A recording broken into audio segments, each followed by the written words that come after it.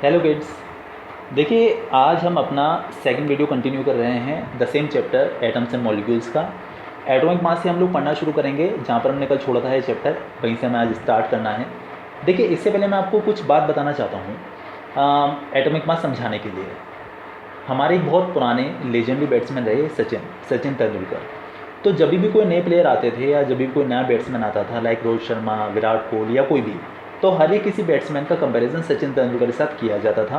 बोला जाता था कि इसकी टेक्निक सचिन से कम है या सचिन से ज़्यादा है या सचिन जैसा खेलता है, मतलब कंपैरिजन करते थे हम। क्यों?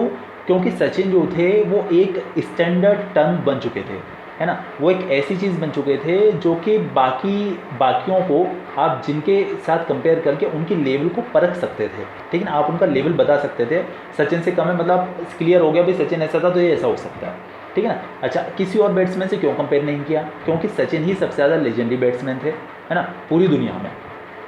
सेम कंडीशन देखिए क्या हुआ कि हमारी अर्थ पर सबसे ज़्यादा जो अबंडेंट एलिमेंट है, सबसे ज़्यादा अमाउंट में जो एलिमेंट मिलता है वो है कार्बन, ठीक है। अब जितने भी एलिमेंट्स हैं, जितने भी बाकी सारे जितने भी एलिमेंट्स हैं, उन सारे के सारे एलिमेंट्स का हम कंपैरिजन करते हैं कार्बन के साथ, कि कार्बन से हैवी है या कार्बन से लाइटर है या कार्बन के इक्वल है ना, मतलब मास में। तो वही जो चीज़ होती है वो एटॉमिक मास कहलाती है। मैं समझाता हूँ क्या है। देखिए, कार्बन जो है, कार्बन का जो मास होता है वो 12 ग्राम होता है, ठीक है ना। 12 ग्राम या 12 यूनिट्स कार्बन का ही मास हुआ करता है। आप इसका 1/12 कर लीजिए, मतलब कि 12 ग्राम का 1/12।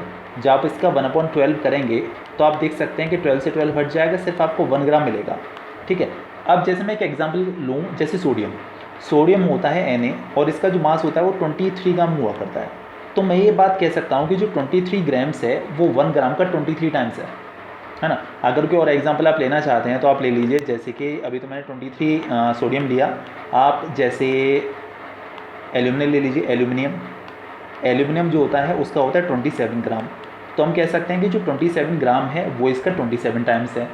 ओवरऑल कंक्लूजन क्या निकला कि आपको ये कहना है कि किसी भी एलिमेंट का जो एटॉमिक मास है वो कार्बन के, जैसे मास ऑफ द कार्बन 12 ग्राम, इसके 1/12 का जितना टाइम्स होता है वो उसका एटॉमिक मास कहलाता है, ठीक है ना। कार्बन बेसिकली क्या है कि हम जो कार्बन यूज़ करते हैं उसका जो एटॉमिक मास है वो है 12, ठीक है ना। तो इसे जनरली ऐसे लिखा जाता है कार्बन 12, है ना। C12 कह देते हैं। इसका मतलब ये है कि आपको वो वाला कार्बन लेना है जिसका जो एटॉमिक मास है वो 12 है। एक्चुअली क्या है कि कार्बन नेचर में 3 तरीके का होता है, एक होता है C12, एक होता है C13, एक होता है C14। तो हमें जो बात करनी है वो C12 के बारे में करनी है, क्योंकि सबसे ज़्यादा जो अबेंडेंट एलिमेंट है वो C12 ही है। आपकी बात समझ में आ गई? अगर एटॉमिक मास आप बताना चाहते हैं तो एटॉमिक मास का मतलब क्या हुआ कि कोई भी एलिमेंट C12 मतलब कार्बन 12 के 1/12 का जितना टाइम्स होता है वही उसका एटॉमिक मास कहलाता है। ये इसकी डेफिनेशन होती है। देखिएगा जरा, समझिएगा अच्छे से क्या मेंशन किया हुआ है। Dalton's atomic theory proposed the idea of atomic mass which explained the law of constant proportion as well। आज देखिए, हमने लॉ ऑफ कांस्टेंट प्रोपोर्शन पढ़ ही लिया था बहुत अच्छे से। तो the mass of an atom of an element is called its atomic mass. In 1961 IUPAC, आपको इसकी फुल फॉर्म बहुत अच्छे से याद होगी, international union of pure and applied chemistry, have accepted atomic mass unit, that is basically you. जो मैं भी यू लिख रहा था ना कि इसका जो मास है वो इतने यूनिट्स हैं, वो बेसिकली AMU होता है, एटॉमिक मास यूनिट, जिसे हम शॉर्ट में सिंपली यू लिख दिया करते हैं, ठीक है। ये मैंने सब कुछ यहाँ पे नोट्स इसीलिए बनाए हुए हैं। तो IUPAC ने इस बात को एक्सेप्ट किया कि किसी भी जो एटम का मास है उसको रिप्रेजेंट करने के लिए हम लोग एटॉमिक मास यूनिट मतलब कि AMU यूज़ करेंगे, जो उसकी यूनिट होगी। जैसे डिस्टेंस की मीटर होती है या किलोमीटर होती है, उसी तरीके से मास की यूनिट को इन्होंने AMU नाम दे दिया। इसे जनरली हम यू ही लिख देते हैं, ठीक है, for representing the atomic and the molecular mass of elements and the compounds, ठीक है। आपको ये बात समझ में आ गई कि आप कैसे निकालेंगे। The atomic mass unit is defined as the quantity of the mass equal to 1/12 of the mass of an atom of carbon 12। Carbon 12 के मास का मतलब कि 12 का 1/12 आप करिए तो आपको कितना मिलेगा, 1 AMU। तो वही बेसिकली 1 यूनिट कहलाएगा। आपको ये बात अच्छे समझ में आ चुकी है मेरे ख्याल से। देखिएगा, 1 AMU और 1 unit, 1/12 of the mass of the carbon 12। Actually ये पावर में चढ़ गया है, दिस इज़ बेसिकली C12, ऐसे लिखा जाता है इसको। अच्छा, एक बात और, अगर बोलते हैं कि 1 AMU में या फिर 1 यूनिट में और किलोग्राम में क्या रिलेशनशिप होता है, तो 1 यूनिट इज इक्वल होता है 1.66 into 10⁻⁻27 kg, which is very less value, जो काफ़ी ज़्यादा लेस वैल्यू है, ठीक है, इतना समझ में आ गया होगा मेरे ख्याल से बहुत अच्छे से। अच्छा, एक बात और कहना चाहूँगा, मैंने आपको बियॉन्ड द सिलेबस आपको एक बात और बताई थी कि जो एटॉमिक मास होता है that is equal to the sum of the number of proton plus and the number of neutron, ठीक है ना, मतलब sum of proton, sum of number of proton plus sum of number of neutron. तो आपको उन दोनों का सम कर देना है प्रोटॉन के नंबर का और न्यूट्रॉन के नंबर का, तो आपको उसका एटॉमिक मास पता चल जाएगा। आप इस तरीके से इसे ऑब्टेन कर सकते हैं, ठीक है। चलिए, इसके अंदर इतना समझ में आ गया मेरे ख्याल से बहुत अच्छे से। इसके बाद हम लोग बात करते हैं, देखिएगा एटम्स एग्जिस्टेंस, एटम के एग्जिस्टेंस के बारे में। देखिए पहले एटम की डेफिनेशन बता देता हूँ मैं आपको। देखिए यहाँ पे लिखी हुई है एटम की डेफिनेशन है वाली। एटम क्या होता है कि atom is the smallest particle of an element. Atom जो होता है वो किसी भी एलिमेंट का एक स्मॉलेस्ट पार्टिकल होता है विच may or may not exist independently. ये इंडिपेंडेंटली मिल भी सकता है, मतलब फ्री स्टेट में मिल भी सकता है और नहीं भी मिल सकता है, but it always takes part in a chemical reaction. आप चाहें तो यहाँ पर ऐड कर लीजिएगा, but it always takes part in a chemical reaction, ठीक है। करना क्या है, atom definition, atom is the smallest particle of an element which can exist or which may or may not exist independently, जो independently exist कर भी सकता है और नहीं भी कर सकता। मैं दोनों बातें क्यों बोल रहा हूँ, देखिएगा हमने कल जो डिस्कस किया था उसमें हमने बात की थी रिएक्टिव एलिमेंट्स के बारे में और अनरिएक्टिव एलिमेंट्स के बारे में। तो जो रिएक्टिव एलिमेंट्स होते हैं उनके एटम्स इतने ज़्यादा रिएक्शन करने के लिए तैयार रहते हैं कि वो अकेले अकेले नहीं मिलते, वो फटाफट से किसी और के साथ रिएक्शन कर लेते हैं और कंबाइंड फॉर्म में मिलते हैं। बट कुछ ऐसे भी एलिमेंट्स होते हैं जैसे argon, helium, xenon, radon, krypton, ये कुछ ऐसी गैसेज हैं जिनके एलिमेंट्स मतलब जिनके एटम्स रिएक्शन नहीं करना चाहते, ये इनर्ट गैसेज कहलाती हैं, अनरिएक्टिव होती हैं ये सारी की सारी, और इन्हें हम नोबल गैसेज भी कहते हैं जनरली। तो इनके जो एटम्स हैं वो किसी के साथ रिएक्शन नहीं करना चाहते, और रिएक्शन नहीं करना चाहते इसी वजह से ये इंडिपेंडेंटली मिल सकते हैं। तो इसीलिए यहाँ पर दोनों बातें बोलना ज़रूरी है, विच may or may not exist independently. लेकिन एक बात और है, they always take part in a chemical reaction. लेकिन किसी भी केमिकल रिएक्शन में हमेशा पार्टिसिपेट ज़रूर करते हैं, कौन, एटम। समझ में आएगा मेरे ख्याल से एटम की डेफिनेशन बहुत अच्छे से। चलिए और देखिएगा, यहाँ पर समझाने के मैंने लिख भी दिया है ये, only the atoms of the noble gases such as helium, neon, argon, krypton, xenon, radon are chemically unreactive and can exist in the free state, मतलब इंडिपेंडेंटली, ठीक है, एज सिंगल एटम। इतना मेरे ख्याल से बहुत अच्छे से आपको समझ में आ गया होगा। देखिएगा जो atoms of all other elements combine together to form molecules or ions, कोई दिक्कत नहीं मेरे ख्याल से बिल्कुल भी इसमें। चलिए, ये जो एटम्स होते हैं वो इलेक्ट्रिकली न्यूट्रल होते हैं, मतलब एटम्स के ऊपर कोई चार्ज नहीं होता। लेकिन एटम्स जब आपस में कंबाइन होते हैं तो दो चीज़ें फॉर्म करते हैं, या तो वो आयंस बना सकते हैं या फिर वो मॉलिक्यूल्स बना सकते हैं। जो आयंस हैं वो तो इलेक्ट्रिकली चार्ज होते हैं, जैसे हम लोग कल बात कर रहे थे ना, सल्फेट के ऊपर नेगेटिव -2 चार्ज होता है, या अमोनियम के ऊपर +1 चार्ज होता है, या फिर कार्बोनेट के ऊपर -2 चार्ज होता है। तो वो सारे के सारे आयंस हैं, वो इलेक्ट्रिकली चार्ज हैं क्योंकि उनके ऊपर कोई ना कोई चार्ज प्रेजेंट है।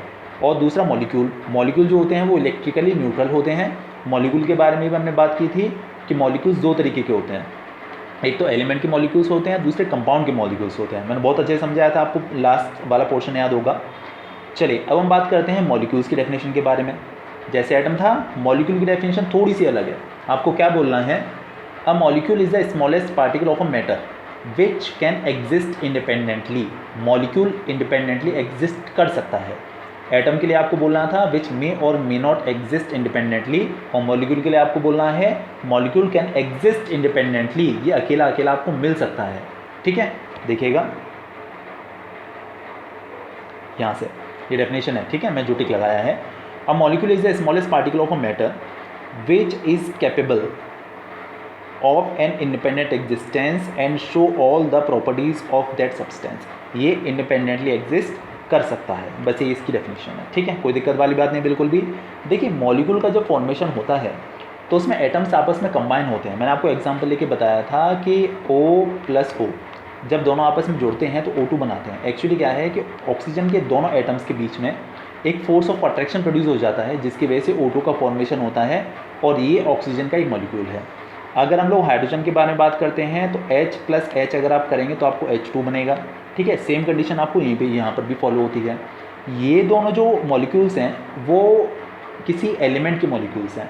अगर हम लोग बात करते हैं H2O के बारे में तो ये जो है वो कंपाउंड का मॉलिक्यूल है, ठीक है, क्योंकि इसमें दो एलिमेंट्स प्रेजेंट हैं, ठीक है। मेरे ख्याल से कोई प्रॉब्लम यहाँ तक बिल्कुल भी नहीं होगी आप लोगों को, बहुत अच्छे से आपको समझ में आया होगा इतना शायद से कि मॉलिक्यूल बेसिकली है क्या, और मॉलिक्यूल इंडिपेंडेंट एग्जिस्ट कर सकता है, इंडिपेंडेंटली मिल सकता है, एटम मिल भी सकता है और नहीं भी मिल सकता, दोनों ही बातें हैं। चलिए इसके बाद हम बात करते हैं कुछ और। देखिएगा ये अभी हम जो डिस्कस कर रहे थे H2, O2, O3 basically ozone है। ओजोन जो एटमॉस्फेयर में मिलती है आपको, which is a protective layer of atmosphere, it protects us from the ultraviolet radiations of the sun, वही ओजोन है। सल्फर, फॉस्फोरस, P4, इनके बारे में लोग थोड़ा सी बात करें। देखिए इनमें जो एटम्स हैं वो सारे के सारे सेम काइंड के हैं, जैसे H2 दोनों एटम्स हाइड्रोजन के हैं, O2 दोनों एटम्स हाइड्रोजन के हैं, O3 तीनों एटम्स ऑक्सीजन के हैं। तो इस तरीके के जो मॉलिक्यूल्स होते हैं उन्हें बोलते हैं होमो एटॉमिक मॉलिक्यूल्स। ऑल्दो हो सकता है आपको बुक में ये चीज़ ना मिले, बट एक्स्ट्रा थोड़ा सा समझाने के लिए मैंने लिख दिया इसको, होमो एटॉमिक मॉलिक्यूल्स।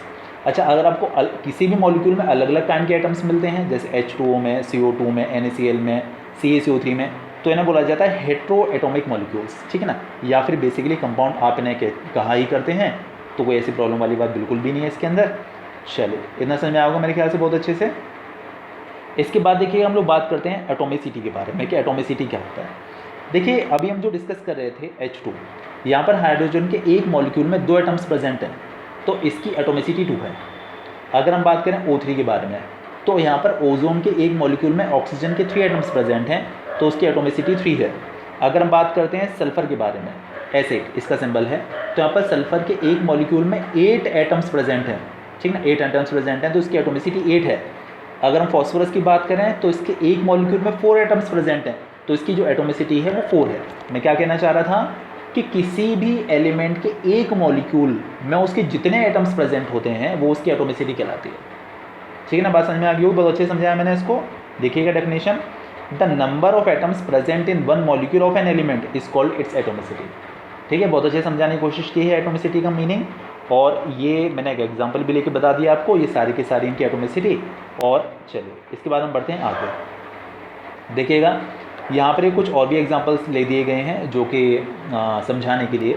एक्चुअली क्या है, देखिए आर्गन जो होता है, आर्गन का एक अकेला एलिमेंट मतलब एटम मिल जाता है। आपको मैंने समझाया था कि आर्गन एक अनरिएक्टिव एलिमेंट है, नोबल गैस है, तो इसीलिए इसका एक अकेला एटम मिल जाता है। तो आप ये कह सकते हैं कि इसकी जो एटोमिसिटी है वो 1 है। अगर किसी की एटोमिसिटी 1 है तो उसे कहा जाता है मोनो एटोमिक। अगर हम लोग हीलियम की बात करें तो उसके साथ भी सेम कंडीशन है, वो भी एक नोबल गैस है, इनर्ट गैस है, अनरिएक्टिव गैस है, तो ये भी मोनो एटोमिक है, इसका भी अकेला एटम मिल जाता है। अगर हम ऑक्सीजन की बात करें तो इसकी एटोमिसिटी 2 है, तो इसे कहा जाता है डाई एटोमिक, डाई मतलब 2। अगर हम O3 की बात करते हैं तो वो है ट्राई एटोमिक, O3 ओजोन। अगर हम 4 की बात करें तो इसे कहा जाता है टेट्रा एटोमिक, ठीक है ना। इसके बाद देखिए S8 जो है आप इसे कहेंगे ऑक्टा एटोमिक। एक्चुअली मैं आपको सीरीज़ बोलता हूँ, mono atomic, di atomic, try atomic, tetra atomic, penta atomic, hexa atomic, hepta atomic and octa atomic. लेकिन इतने सारे आप इतने सारे थोड़ा लर्न करते रहेंगे, इसीलिए जो टेट्रा एटोमिक के बाद अगर कोई भी आ जाए आप उसे सिंपली पॉली एटोमिक कह दीजिए।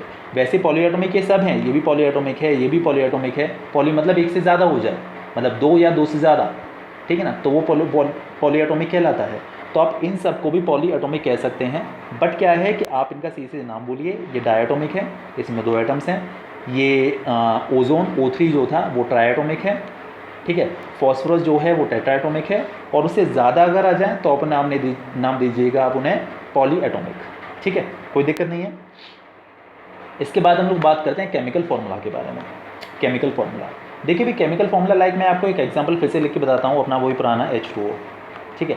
H2O आपका क्या रिप्रेजेंट करता है कि H2O एक ऐसा रिप्रेजेंटेशन है किसी कंपाउंड का जो बताता है कि इसके अंदर कौन कौन से एलिमेंट्स प्रेजेंट हैं, उनका रेशियो क्या है, ठीक है ना, ये बेसिकली कहलाता है। तो जो केमिकल फार्मूला है वो एक सिंबॉलिक रिप्रेजेंटेशन है of the composition of a compound. किसी भी कंपाउंड का जो कॉम्पोजिशन है कि इसमें 2 एटम्स हैं हाइड्रोजन के और 1 एटम है ऑक्सीजन का, तब हमारा वाटर फॉर्म हो रहा है, तब हमारा वाटर बन रहा है। तो जो केमिकल फार्मूला होता है वो किसी भी कंपाउंड का एक सिंबॉलिक रिप्रेजेंटेशन होता है। और इससे हम क्या क्या पता कर सकते हैं, देखिएगा ये लिखा है ना, कैरेक्टरिस्टिक्स ऑफ केमिकल फार्मूला। एक तो आपको ये पता चलता है कि इसके अंदर कौन कौन से एलिमेंट्स प्रेजेंट हैं, ठीक है ना, H और O। आपको ये पता चलता है कि what is the number of the atoms of the elements, what is the number of the atoms of the particular element present in that compound. ये पता चलता है कि उन एलिमेंट्स के कितने कितने एटम्स उसके अंदर प्रेजेंट हैं। आपको इसकी हेल्प से, केमिकल फॉर्मूला की हेल्प से एलिमेंट्स का जो एटम्स हैं उनका रेशियो पता चलता है, उनकी प्रॉपर्टीज़ पता चलती हैं। तो ये सारी चीज़ें आप केमिकल फॉर्मूला से निकाल सकते हैं। ठीक है, कोई दिक्कत वाली बात नहीं है, बिल्कुल भी अच्छे समझ में आया होगा मेरे ख्याल से। चलिए इसके बाद हम लोग बढ़ते हैं आगे। मॉलिक्यूलर मास, देखिएगा मैं आपको इनडायरेक्टली एक बात बताना चाहूँगा, मॉलिक्यूलर मास और फॉर्मूला यूनिट मास दोनों में ईमानदारी से एक बात बताऊँ तो इनमें कोई ज़्यादा बहुत डिफरेंस नहीं है। आपको बिल्कुल एक जैसा ही करना है दोनों को, बस ये है कि बुकिश लैंग्वेज की वजह से बस थोड़ा सा अलग बता दिया गया है, बाकी दोनों में बिल्कुल भी ज़्यादा डिफरेंस नहीं है। वैसे होता है बट आपको डिफरेंस मान के नहीं चलना, क्योंकि दोनों एक ही तरीके से ऑप्टेन किए जाते हैं। मैं समझाता हूँ होता क्या है। देखिएगा हम लोग बात करते हैं H2O के बारे में। ठीक है, अब अगर आप H2O के बारे में बात करें,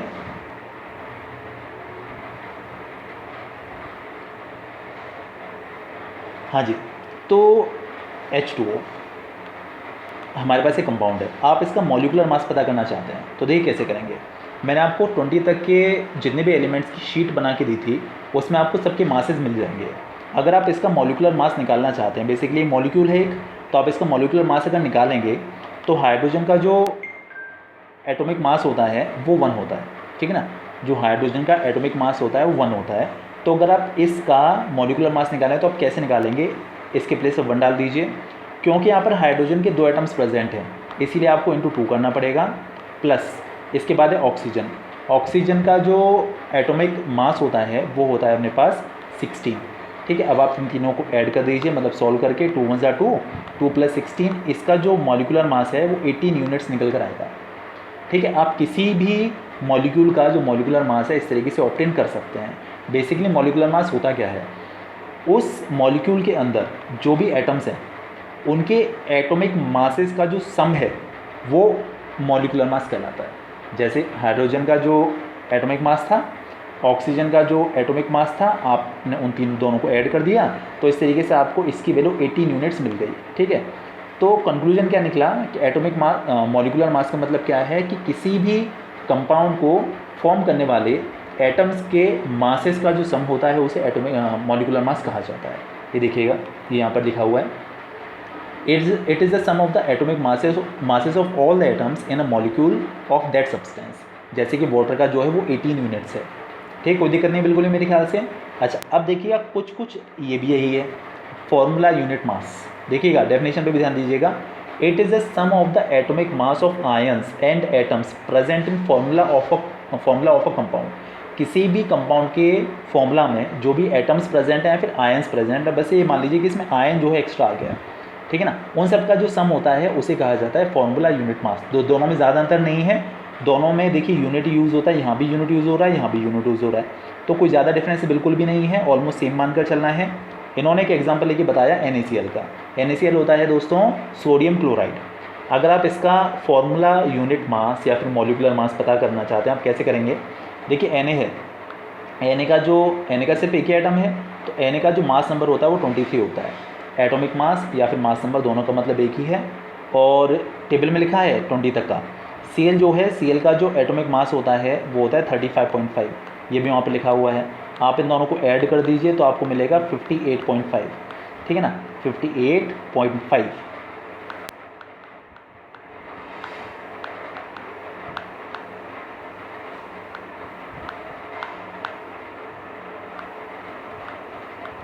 ठीक है, इतने यूनिट्स ये आपका निकल गया है NaCl का फॉर्मूला यूनिट मास। अगर वो NaCl का मॉलिक्यूलर मास बोलते ना तो भी आप ये काम करते, एक ही तरीके से निकलता है, कोई डिफरेंस इसमें नहीं है। ठीक है, बस इसमें आयंस एक वर्ड एक्स्ट्रा हो गया है, बाकी सब कुछ सेम है, कोई ऐसा खास मैटर बिल्कुल भी नहीं है, बस आयंस वर्ड लगा दिया गया है। ठीक है, चलिए इसके बाद हम लोग बात करते हैं कि आयंस होते क्या हैं। दोस्तों आयंस के बारे में डिस्कस कर लेते हैं कि आयंस होते क्या हैं। ठीक है, देखिए भाई, हम लोग कल जब बात कर रहे थे तो हमने डिस्कस किया था कि बहुत सारे एटम्स ऐसे होते हैं जो दूसरे एटम्स के साथ रिएक्शन करने के लिए या तो इलेक्ट्रॉन को लूज़ कर देते हैं, मतलब उसे दे देते हैं, या फिर गेन कर लेते हैं। तो जो इलेक्ट्रॉन लूज़ करते हैं उसके ऊपर तो पॉजिटिव चार्ज आता है, ठीक है ना, और जो इलेक्ट्रॉन को गेन करते हैं उसके ऊपर नेगेटिव चार्ज आ जाता है। तो यही जो बनते हैं ये आयंस कहलाते हैं। ठीक है ना, तो जो आयन होते हैं that is an ion may be defined as an atom और ग्रुप ऑफ एटम्स। ठीक है ना, हैविंग पॉजिटिव और नेगेटिव चार्ज। जो आयन होता है वो या तो एक अकेला एटम भी हो सकता है या फिर ग्रुप ऑफ एटम्स भी हो सकता है। जैसे मैं आपको बताऊं, एक अकेले एटम के बारे में। जैसे आपको याद होगा Na के ऊपर +1 चार्ज होता है, ये N एटम है। और ग्रुप ऑफ एटम्स जो वर्ड यूज़ किया है, जैसे कार्बोनेट था जो हमने कल बात की थी, उसके ऊपर 2- चार्ज था। तो ये एग्जाम्पल आ गया ग्रुप ऑफ एटम्स में, ये आ गया N एटम। तो आयन जो होता है वो या तो होता है एक एटम या फिर ग्रुप ऑफ एटम्स जिसके ऊपर कोई ना कोई पर्टिकुलर चार्ज होता है, जैसे कि ऊपर +1 है और नीचे 2- है, ठीक है ना। और या तो पॉजिटिव चार्ज मिलेगा या फिर नेगेटिव चार्ज मिलेगा। ये बेसिकली आयंस कहलाते हैं। An ion may be defined as an atom और group of atoms having positive और नेगेटिव चार्जेस ऑन देम। समझ में आ गया हो बहुत अच्छे से, बहुत इजी डेफिनेशन है इसकी। चलिए देखिए, कल मैंने आपको एक टेबल दिखाई थी, उसमें बहुत सारे आयन समझाए थे। मैग्नीशियम आयन था, सोडियम आयन था, क्लोराइड आयन था, ठीक है ना, अमोनियम था, कार्बोनेट था, बाइकार्बोनेट था, सल्फेट था। वही यहाँ पर कुछ एग्जांपल देने के लिए वापस समझा दिया गया है। देखिए सिंपल आयंस हैं और एक कंपाउंड आयंस हैं। कंपाउंड आयंस में क्या होता है कि 2 और मोर एटम्स इसके अंदर प्रेजेंट होते हैं, और जो सिंपल आयन होते हैं उसके अंदर सिर्फ एक एटम के ऊपर चार्ज प्रेजेंट होता है, और बेसिकली उन दोनों में ज़्यादा डिफरेंस नहीं है, ठीक है। चलिए इसके बाद हम लोग बात करते हैं आगे मोल कॉन्सेप्ट। देखिए जो मोल कॉन्सेप्ट है वो अपने आप में एक बड़ा टॉपिक है खुद से, तो इसके बारे में हम लोग नेक्स्ट वीडियो में बात करेंगे, वो मैं आपको अच्छे से समझा पाऊँगा उसमें। और मोल कॉन्सेप्ट के एक्चुअली उसमें न्यूमेरिकल्स भी काफ़ी सारे होंगे, तो मोल कॉन्सेप्ट की थ्योरी और न्यूमेरिकल आपको अगले वीडियो में मिलेंगे, जो आपको कल मिलेगा। टिल देन आप इतना अच्छे से करिए, ठीक है। चलिए फिर मिलते हैं नेक्स्ट वीडियो में, बाय बाय।